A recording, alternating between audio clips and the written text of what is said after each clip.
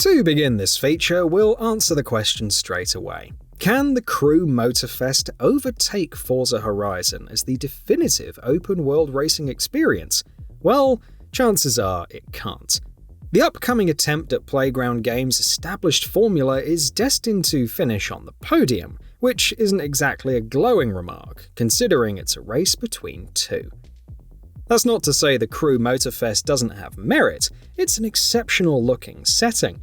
The picturesque Hawaiian island of Oahu providing an eye-catching playground for burning rubber.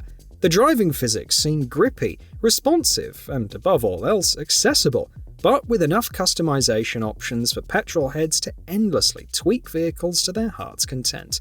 And with 600 plus vehicles available at launch, and more likely coming in DLC, all meticulously crafted with bespoke engine sounds, the Crew Motorfest is shaping up to be a car collector's dream. It's just, well, it's all a bit derivative, isn't it? The festival setting, one in which a rabble of motorsport enthusiasts occupy beautiful lands in celebration of car culture, is lifted straight out of Forza Horizon's playbook. Motorfest's verdant, lush beachside setting, whilst indeed beautiful, is more than reminiscent of Forza Horizon 3's Australia, with a touch of Forza Horizon 5's Mexico thrown in for good measure. The choice of a Hawaiian island is even derivative of Test Drive Unlimited too. Surely there are other worldwide locations with esteemed challenging driving roads which the developer could have chosen. Iceland, perhaps. South Africa, maybe. Alpine Italy and Switzerland, the Hunan province in China, Morocco's Mediterranean coast. The list could go on. Unique, unexplored locales of winding road, rugged terrain, aquatic beauty, and dense metropolises exist all over the world, so it feels a bit of a misstep for the developer to tread such familiar ground in the Crew Motorfest setting. From watching closed beta gameplay though, the infrastructure design of Oahu appears a carefully planned network of roads and side streets. Highways connect rural towns, perimeter motorways orbit urban cityscapes, country roads wind believably through mountains. It's a far cry from Forza Horizon's wild highways, often resembling dropped spaghetti, and should result in some satisfying road trips between events. Sure, there are those that'll lament the loss of hours-long drives through gorgeous, unfathomably vast American scenery, as per the first two The Crew games. But in Motorfest's miniaturized Hawaiian island, a sensibly designed road network on a truncated map will at least alleviate some of the tedium felt when driving between events in Forza Horizon. There's always the somewhat unique option to switch on the fly between car to airplane to boat in Motorfest, granting players chance to glimpse the Hawaiian splendor from the sky or sea. And what's more, the island's waterways and airspace are as well designed as its motorways. 3 tiers of traversal are a definite pat on the back for the devs at Ivory Tower. Their ability to craft an environment that's penned in compared to its forebearers, yet feels larger than the play space's square mileage, suggests it's a feat that can only be commended. There are only flashes of these alternative modes of transport visible in the Crew Motorfest's official trailers up to now, but have a look through some of the closed beta gameplay to get a feel for how the transitions between vehicle types works. In short, it's seamless. And as a bonus, switching back to car mid-air above an event on terra firma below looks to be hella fun for some unconventional target practice. Planes and sea vessels aren't exempt from Motorfest's playlists either, which is a good addition by Ivory Tower. Just to explain, these playlists are a collection of tailored events which aim to celebrate a specific car culture.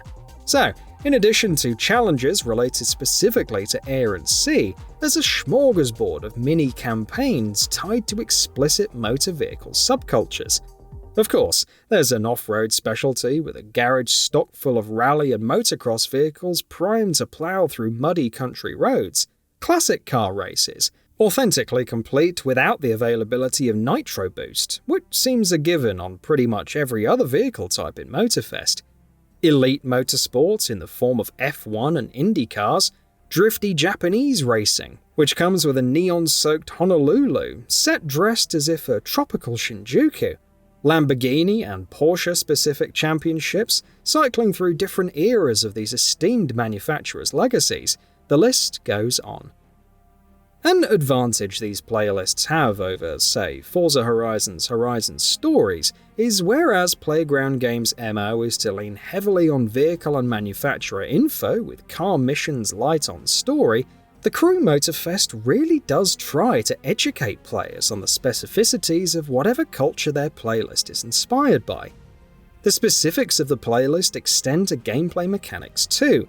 Those nitroless classic cars, well, if you're getting behind the wheel of a 1961 Jaguar E-Type, a 1963 Chevrolet Corvette, or a 1969 Ford Mustang, prepare to be without a map or a sat-nav. With the task being to get from point A to point B on disparate locations on the island, the thrill of racing off the beaten track using dusty old photos of landmarks as your only guide is something Forza Horizon in its current guise cannot replicate. The playlists in the Crew Motorfest appear tied to the core driving experience, rather than side missions, as per Forza Horizon. On launch, there will be 15 playlists available, but undoubtedly more will arrive throughout Motorfest's lifecycle. The developer appears to be aiming for a live service feel with Motorfest, with monthly challenges accessible from what the developer calls the main stage. If this feature started out too downbeat on the Crew Motorfest, well, that wasn't intentional.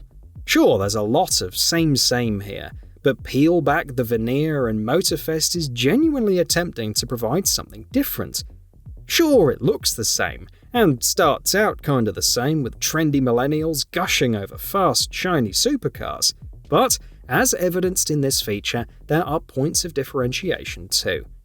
Whether these warrant Motorfest to be upheld as its own thing is debatable, but inarguably, these bespoke features Motorfest is attempting will be good for the player. Fans of the Forza Horizon formula will benefit, as Playground will undoubtedly up their game for their next open-world motoring installment. And above all else, if you are indeed one of those fans of the Horizon formula, then there's no reason not to dive into the Crew Motorfest, whether it's more of the same or not. And for those that always fancied Horizon but are exclusively PlayStation players, well, this game is for you too. Surpassing Forza Horizon will be a tall order for the Crew Motorfest, given the former's longevity and popularity, but coming second place to the best in the business isn't necessarily bad in this case. Or rather, perhaps these games should be thought of as siblings, and for anyone that has 2 or more kids, choosing your favourite is a pointless, fruitless task. The Crew Motorfest lands September the 11th on PlayStations 4 and 5, Xbox One, Xbox Series X and S, PC, and Amazon Luna. So, what are your thoughts on this? Go ahead and share them in the comments below. And if you like this video, please subscribe to the channel and enable all notifications by clicking the bell icon to get new video updates. We upload every day and would really appreciate your support. Thanks for watching.